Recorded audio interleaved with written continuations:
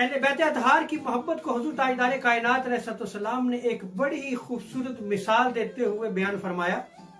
हजरत अब्दुल्लाह इब्न अब्बास तआला अन्हुमा मरफूअन इस रिवायत को नकल फरमाते हैं और बड़ी ही काबिल गौर हदीस मुबारक है।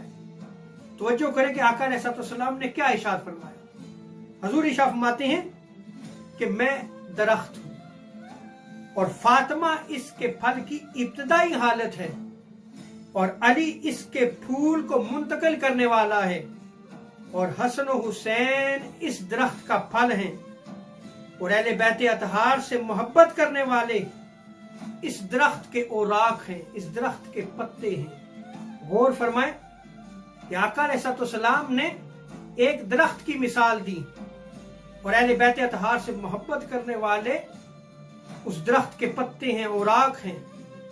गोया जो शख्स अहले बैत अतहार से मोहब्बत रखता है उसका ताल्लुक उस दरख्त से मजबूत है और जो अहले बैत अतहार की मोहब्बत को छोड़ देता है, जो अहले बैत अतहार के बुग़्ज़ के मर्ज में मुब्तला हो जाता है, उसका ताल्लुक उस दरख्त से कट जाता है।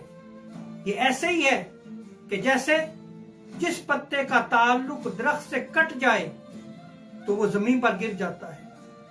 और आगे आका अलैहिस्सलाम इरशाद फरमाते हैं और वो यकीनन जन्नत में दाखिल होने वाले हैं। वो जो अहले बैत अतहार से मोहब्बत रखते हैं, वो जिनका ताल्लुक उस दरख्त से है और वो दरख्त क्या है? अहले बैत अतहार, हुज़ूर ताजदार कायनात सल्लल्लाहु अलैहि वसल्लम, अली और फातिमा, हसन और हुसैन है। जिस शख्स के दिल में इन नफूस कुदसिया की मोहब्बत है वो गुमराही से बचा रहता है। जिस शख्स के दिल में इन नफूस कुदसिया की मोहब्बत है वो दुनिया में भी कामयाब है और आखिरत में भी कामयाब है।